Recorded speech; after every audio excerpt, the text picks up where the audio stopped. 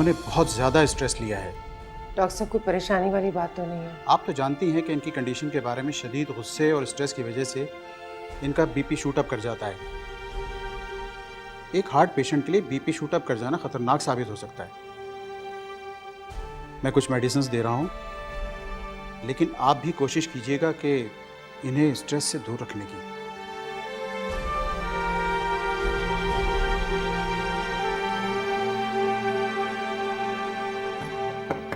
सुल्तान, सुल्तान,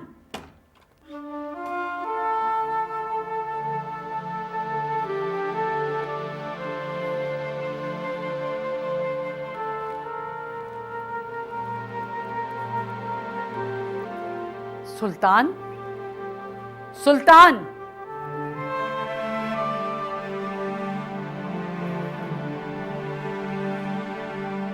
उठो। ये क्या कमरे में बंद बैठे हो? दुनिया का सामना करने से डर रहे हो क्या? कल से धुआं फूंक रहे हो, कुछ होश भी है तुम्हें? खुदकुशी का इरादा है क्या? खुदकुशी की जरूरत किसी और को पड़ेगी बीजान।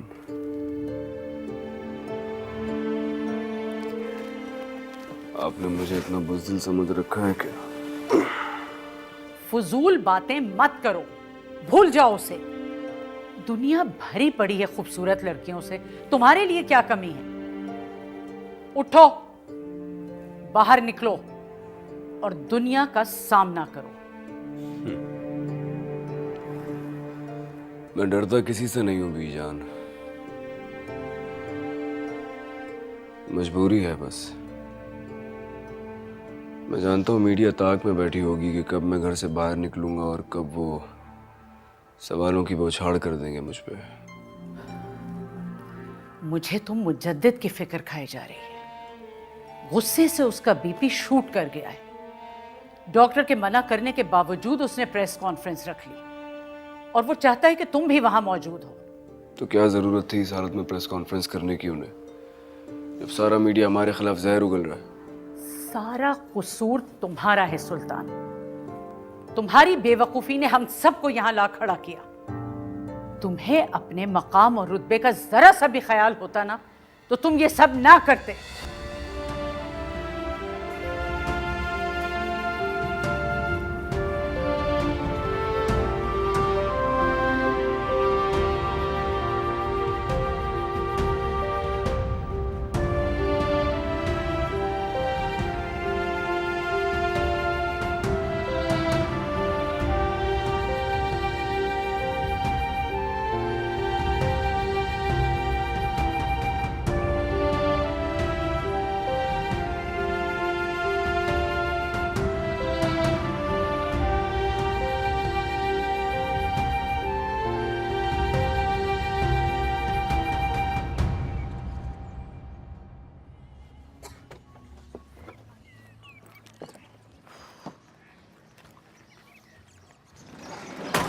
Excuse me.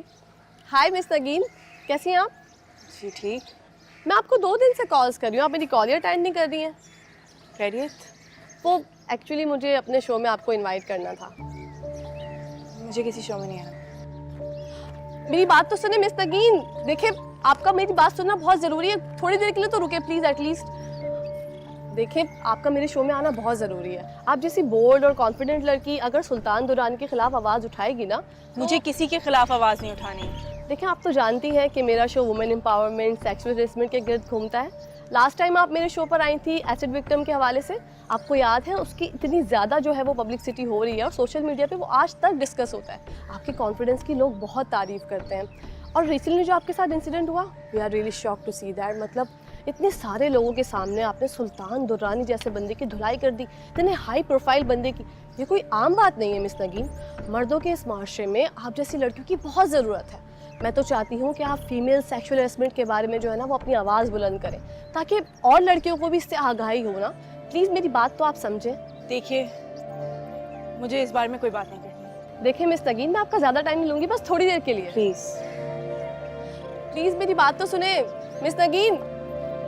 शिट यार, सच में।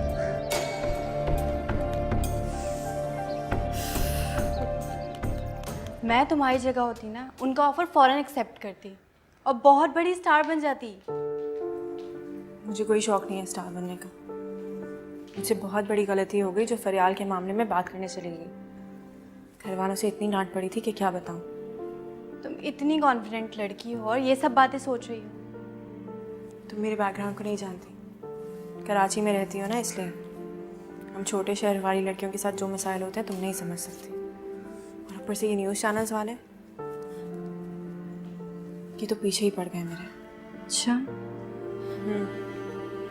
चाहते हैं कि मैं आऊँ उनकी टॉक शो पे और अपनी हरासमेंट पे बात करूँ। वाह भाई, तुम तो स्टार बन गई। एक वीडियो ने तुम्हें क्या से क्या बना दिया। हालांकि तुम्हारा फेस भी प्रोमिनेंट नहीं हो रहा था और ना ही मीडिया वालों ने तुम्हारा नाम मेंशन किया। तभी तो सोचो, अगर पता चल जाता तो घर वालों का क्या रद्द अमल होता। मेरे लिए तो ये जॉब करना भी बहुत मुश्किल हो गया है। तो तुम एक काम करो ना, तुम कुछ दिन का ऑफ लेके अपने घर चली जाओ। ये खबर इतनी आसानी से दबने वाली नहीं है। इस सारी न्यूज़ में एक बहुत बड़ी पार्टी के लीडर का नाम भी इन्वॉल्व है। उसके साथ मेरा नाम भी उछलेगा। मैं किसी को मुंह दिखाने के काबिल नहीं रहूंगी।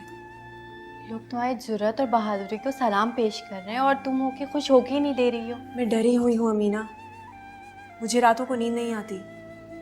डर लगता है कि कहीं वो थप्पड़ का बदला लेने के लिए मुझे कोई नुकसान ना पहुंचा दे। तुम इन लोगों को नहीं जानती। पाकिस्तान में खवातीन के साथ बदसलूकी कोई नई बात नहीं है। सेक्सुअल हैरेसमेंट के बारे में हम लोग पहले भी बहुत बार बात कर चुके हैं, लेकिन आज हम बात करने जा रहे हैं ऐसे वाकये की जो कि कुछ दिनों पहले बस स्टेशन पर पेश आया और इसकी फुटेज आप लोग पहले ही सोशल मीडिया पे देख चुके हैं। पाकिस्तान की सबसे बड़ी सियासी जमात के कुछ रहनुमा इस केस में मुलविस हैं। जी हाँ, मैं बात कर रही हूँ मुजद्दिद दुर्रानी के भतीजे सुल्तान दुर्रानी की, जो कि इस वीडियो में देखा जा सकता है कि वो किस तरह उस लड़की को हैरेस कर रही है।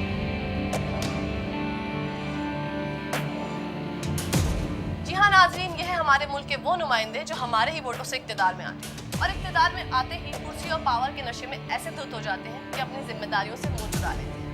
तो क्या हमें अब भी ऐसे लोगों को इक्तिदार सौंपना चाहिए जो अपनी औलाद की अच्छी तरबियत नहीं कर सकते? वो इस मुल्क की बागदौड़ कैसे संभालेंगे? जरा सोचिए।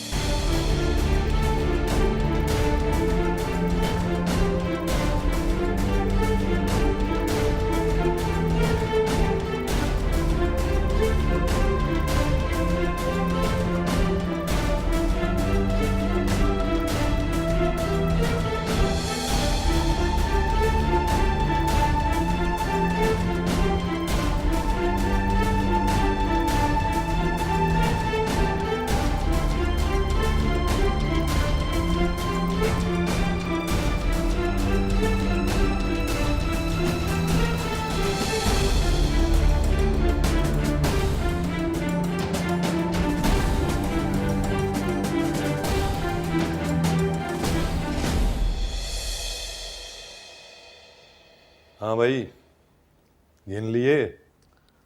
जी सर, पूरे 5 करोड़ हैं। बैठिए। काम तो गंदा है, लेकिन क्या करें, पापी पेट भी तो पालना है।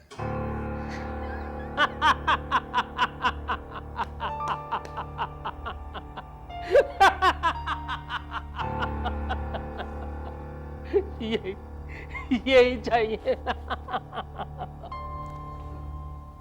अपनी इस खुशी में हमें भी शामिल कर लें।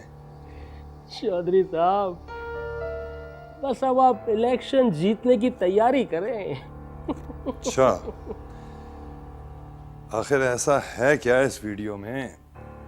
जीत, आपकी जीत है, जीत। अच्छा, हम भी तो देखें। देखें।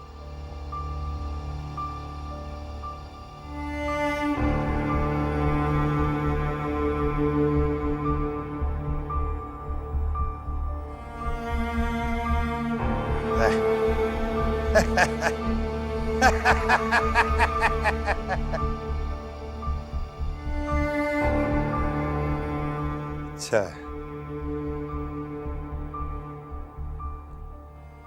अब लगता है कि जीत पक्की है। चौधरी साहब, जीत तो उस वक्त पक्की होगी जब ये वीडियो वायरल होके घर घर पहुंचेगी। तो सोचना क्या है, पहुंचा दें घर घर, कर दें धमाका।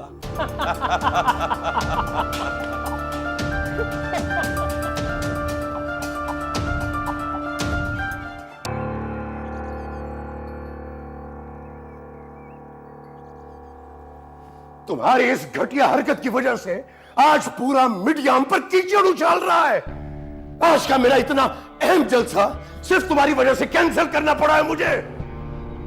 मेरी पार्टी तक रिपोर्ट चली गई है, उनके साथ साथ मेरी इज्जत भी दांव पे लग गई है। तुम्हें ये आज सब करने की जरूरत क्या थी? पूरी दुनिया घूम चुके हो तुम, हजारों लड़कियों से दोस्ती है तुम्हारी, अभी भी तुमने ये 2 टके की लड़की के पीछे बेकरार हो रहे हो। पब्लिक प्लेस पर उसका हाथ पकड़कर इजहार मोहब्बत करने की जरूरत क्या थी तुम्हें? शर्म नहीं आई तुम्हें?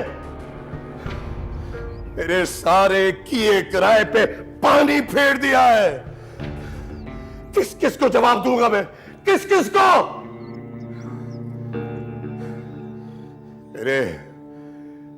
मेरे बाप दादा की इज्जत, उनके खानदानी वकार को मिट्टी में मिला दिया है तुमने। किसी का सामना करने के काबिल ही नहीं छोड़ा।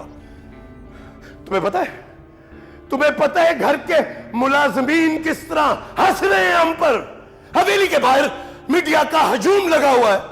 किस किस के सवालों का सामना करूंगा मैं? किस किस के? मुझे अंदाजा नहीं था कि बात इस हद तक बढ़ जाएगी।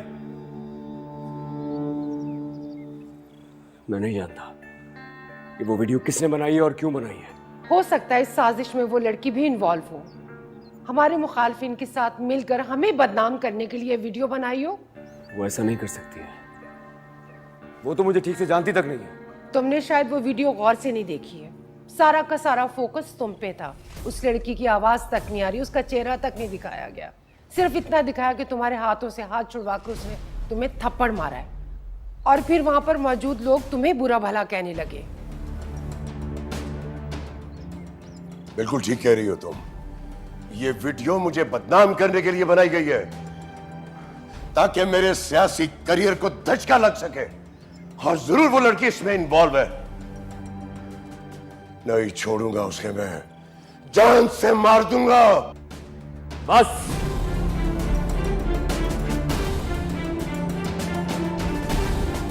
आप उसे कुछ नहीं कहेंगे।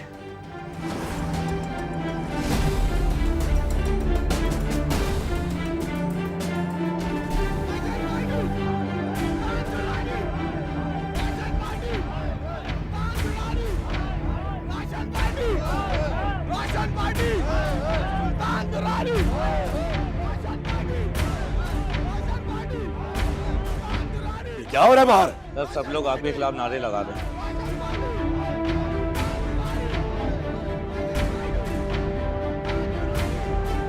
तो मैंने कहा था ना कि मेरे घर के बाहर कोई हंगामा नहीं होना चाहिए। बुलाओ पुलिस को, बुलाओ सिक्योरिटी फोर्सेस को बुलाओ और हटाओ इन सबको यहां से। कल प्रेस कॉन्फ्रेंस है मेरी, जल्दी करो। इडियट, तुम क्या शक्ल देख रहे हो? दबाओ जाओ यहां से।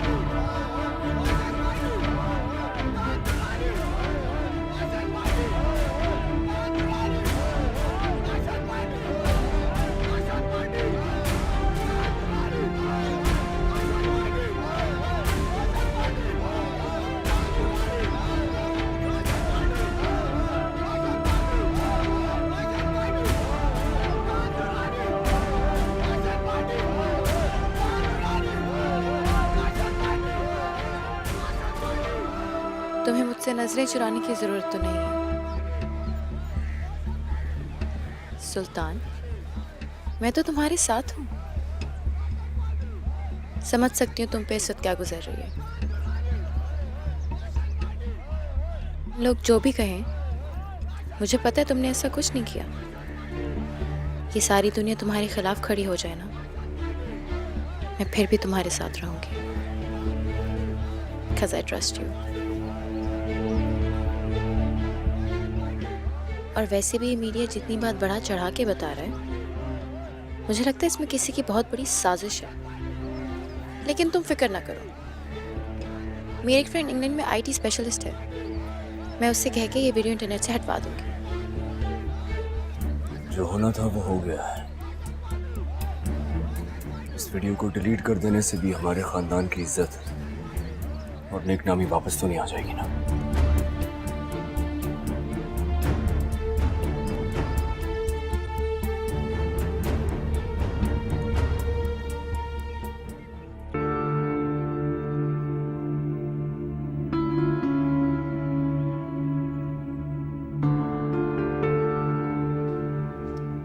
यार बहुत देर में आई हो, पता है अभी अभी खत्म हुई है प्रेस कॉन्फ्रेंस। किस प्रेस कॉन्फ्रेंस की बात कर रहे हो? अभी चच्चा भतीजा ने प्रेस कॉन्फ्रेंस बुलवाई थी लोगों को ये बताने के लिए कि उनके खिलाफ साजिश की जा रही है, और वो बस हॉसेस भी उनके साथ मुलविस है उनकी साजिश में।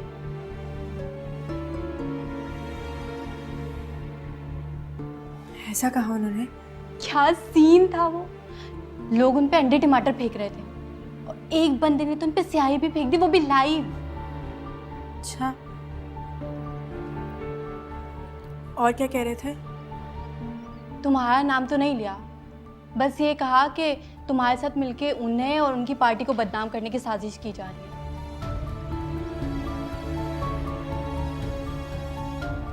है। फिर क्या, वहां खड़े कुछ लोगों ने नारा लगाना शुरू कर दिया और कुछ लोग उन पे अंडे टमाटर फेंकने लगे। इतना हंगामा बढ़ गया था कि उन्हें प्रेस कॉन्फ्रेंस खत्म करनी पड़ी।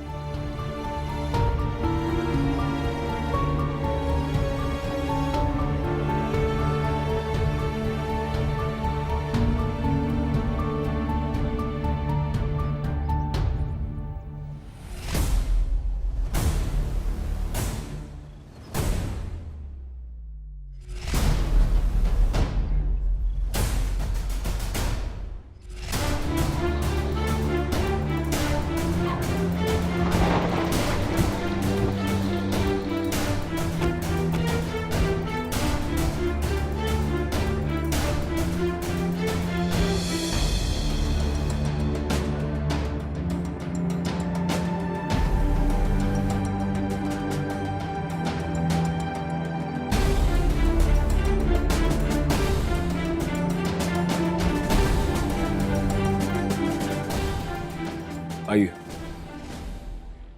चले घर चले। ये सब अच्छा नहीं हुआ सुल्तान, अच्छा नहीं हुआ। ये मुझे इस बात का इल्म है, मैं आपसे कह रहा हूँ ना, घर चले, घर चल के बात करते हैं। फोन लगाओ उस लड़की को। 1 मिनट, उसे फोन करने की क्या जरूरत है? फोन लगाओ।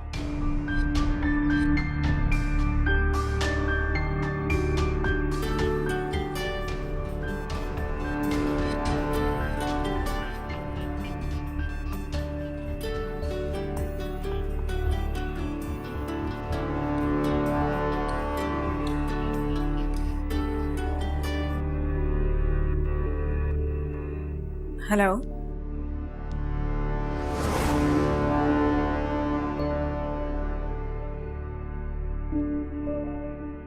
मुजद्दद दुर्रानी बात कर रहा हूं, मुझे मिलना है तुमसे। जी,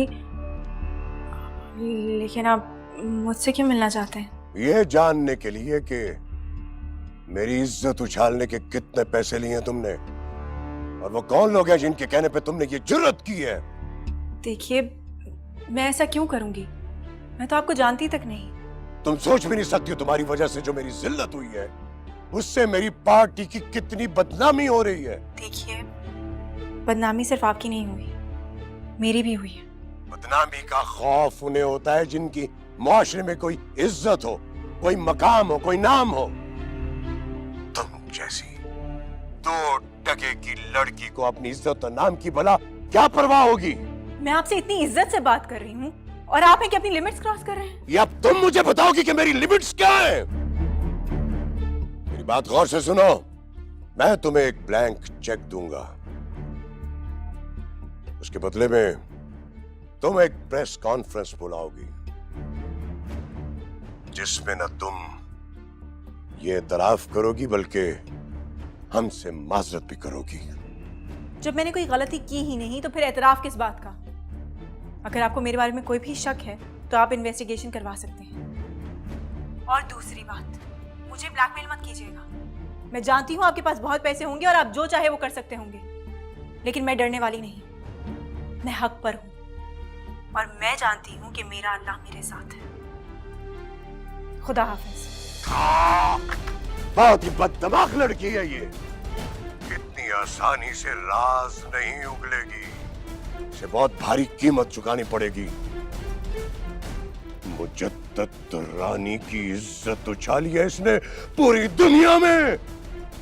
वो एक बहुत शरीफ और बहुत नेक घराने की लड़की है। वो इन सारी बातों में इन्वॉल्व हो ही नहीं सकती, उसे तो पता ही नहीं है कुछ। तुम तो यही कहोगे ना, आखिर इश्क का भूत जो सवार है तुम पर। अगर इश्क करना गुनाह है तो ये गुनाह मैंने किया है।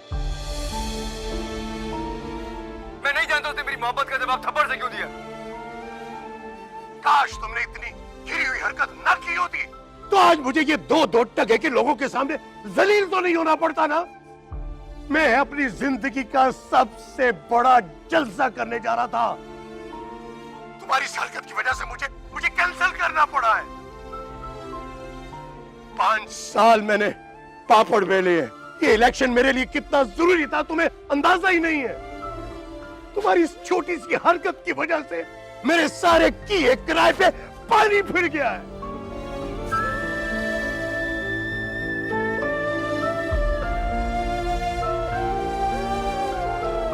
तुमने देखा सुल्तान दुरानी को? वो वाकई में अच्छा इंसान है। अब तो मेरी बात मान लो, इतना सब कुछ होने के बाद भी वो तुम्हें डिफेंड कर रहा है, अपने चच्चे से तुम्हारे लिए लड़ रहा है। उसको एक मौका तो देती बात करने का, बिला वजह सबके सामने जलील कर दिया तुमने उसे। तुम एक दफ़ा उसकी बात सुन लेती ना तो ये सब मैस क्रिएट ना होता।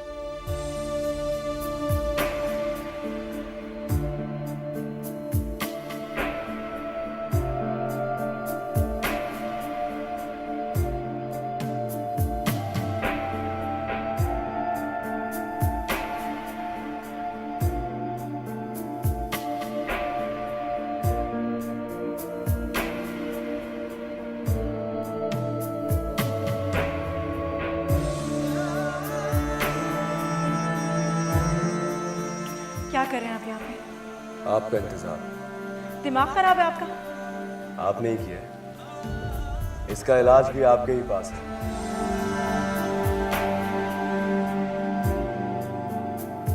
मुझे खोकर बहुत पछताएंगी आप। बहुत खुशफहमी है आपकी। तुम्हें समझ नहीं आ रहा मैं क्या कह रहा हूँ। मैं तुमसे कह रहा हूँ, तुमसे मोहब्बत करता हूँ। सारी रात यहां बारिश में भीगता रहा हूं तुम्हारे लिए, सिर्फ तुमसे बात करने के लिए।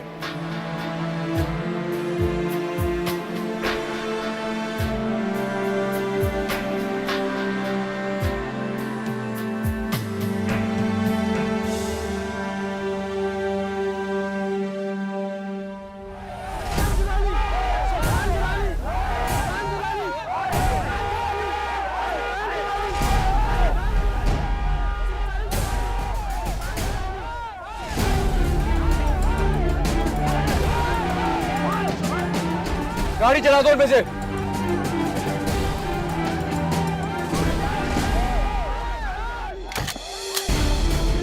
आवाज नहीं आ रही किसी को क्या? चांद से मार दूंगा।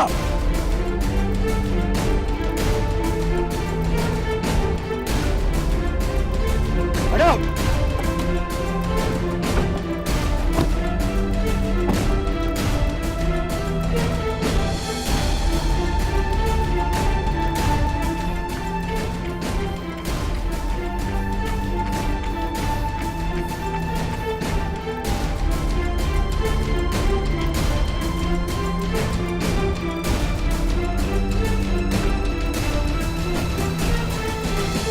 पब्लिक प्लेस पर उसका इजहार मोहब्बत करने की जरूरत क्या थी तुम्हें? शर्म नहीं आई तुम्हें? मेरे बाप दादा की इज्जत, उनके खानदानी वकार को मिट्टी में मिला दिया है तुमने।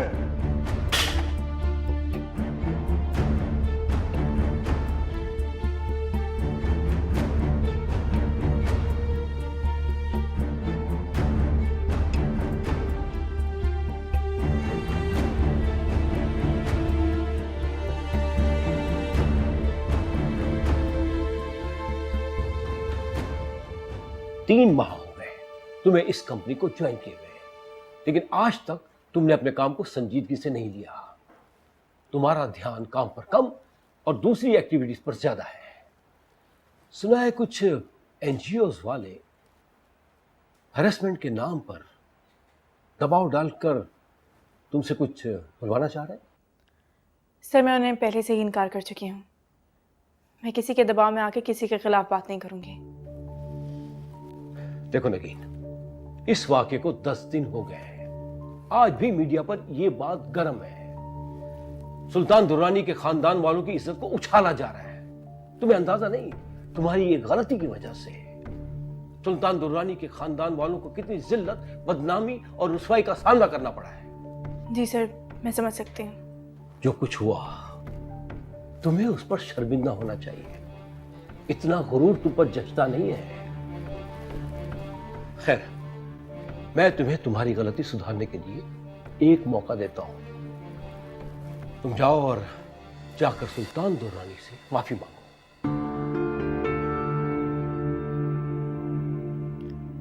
सर, माफी गलत बात पर मांगी जाती है और फिर उनके आगे मेरी औकात ही क्या है जो आज मेरी माफी इतनी कीमती हो गई।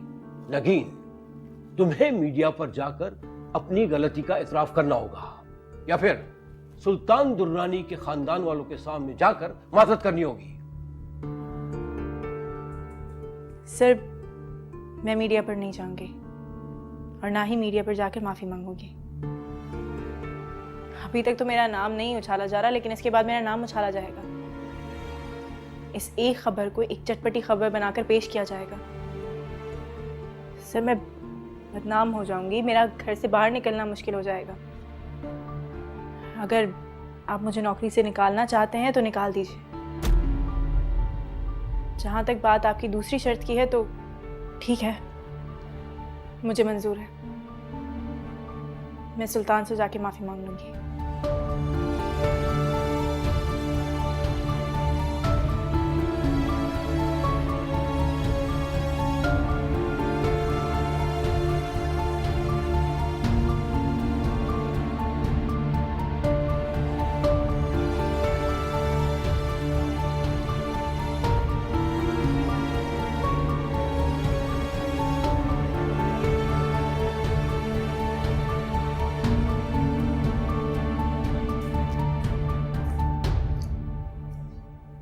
इलेक्शन में 2 हफ्ते रह गए और आप हैं कि घर से बाहर ही नहीं निकलते, जिसकी वजह से ये सब कुछ हुआ है।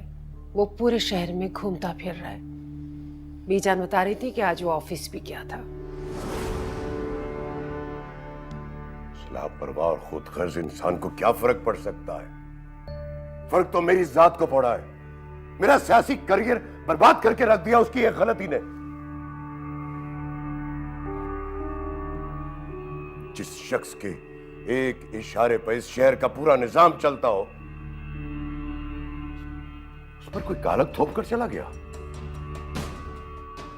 आज 2-2 टके के सहाफी मुझ पर उंगलियां उठा रहे हैं। नहीं भूल सकता, नहीं भूल सकता। सुल्तान की इस गलती की सजा उसे जरूर मिलेगी। मैं उसे सारी जिंदगी माफ नहीं करूंगा, नहीं करूंगा।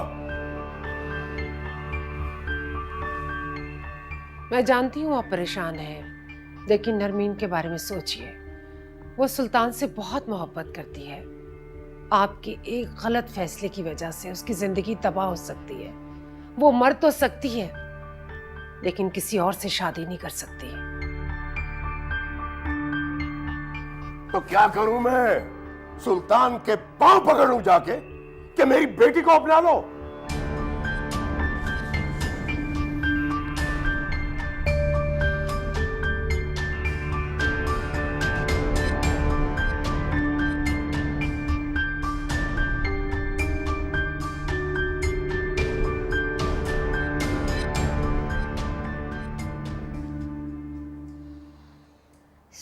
सर बाहर कोई नकाबपोश खातून आपसे मिलने आई हैं।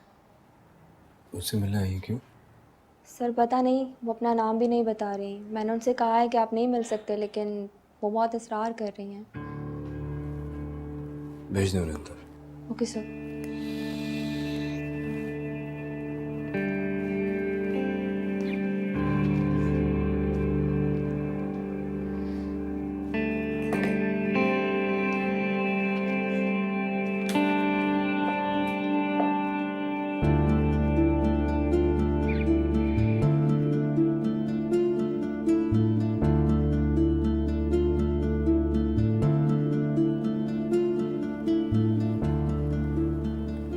जी फरमाइए।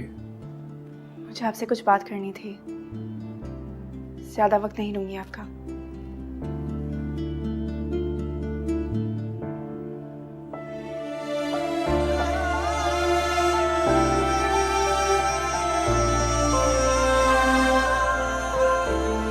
आप?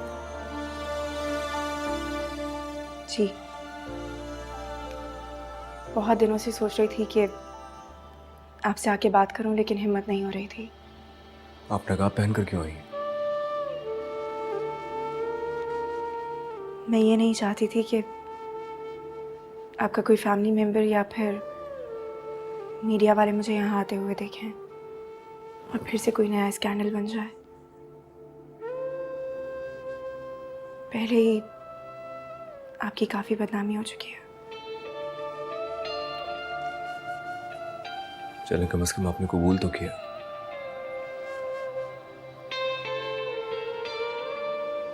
मैं अपनी उस दिन की हरकत पर बहुत शर्मिंदा हूँ, लेकिन मेरा यकीन मानिए, मैं नहीं जानती थी कि ऐसा सब कुछ हो जाएगा। उस दिन जो कुछ भी हुआ, मेरा ऐसा कोई इरादा नहीं था। मुझे आपको समझने में गलती हो गई। मैं आपको भी दूसरों की तरह समझी, जो औरत को सिर्फ बुरी नज़र से देखते हैं। और एक और बात, उस वीडियो से या वीडियो बनाने वाले से मेरा कोई ताल्लुक नहीं। उससे मुझे भी उतनी शर्मिंदगी का सामना करना पड़ा है जितना कि आपको या आपकी फैमिली को।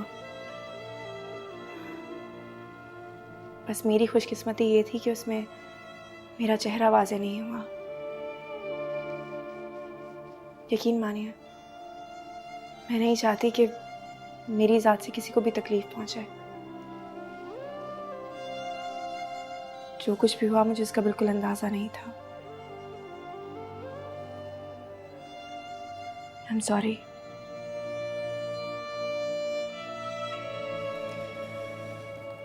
कितनी आसानी से तुम एक लफ्ज कहकर अपने ज़मीर का बोझ हल्का करना चाहती हो। तुम्हें क्या लगता है, तुम्हारे इस एक लफ्ज को कह देने से मेरी खोई हुई इज्जत और वकार मुझे वापस मिल जाएगा?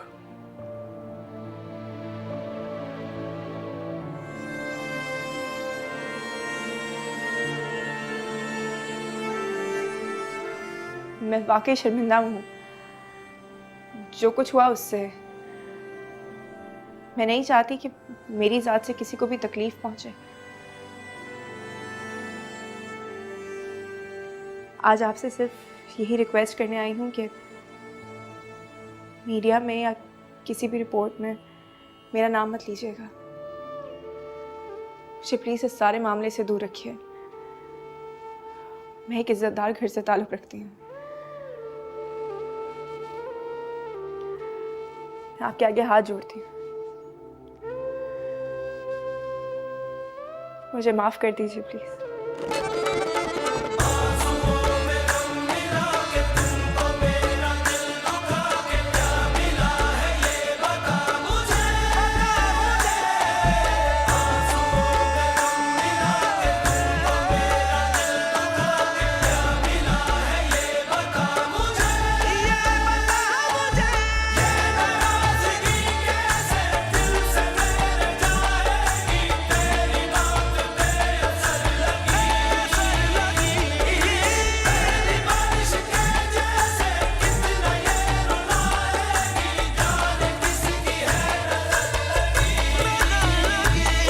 जला के दिल बुझा दिया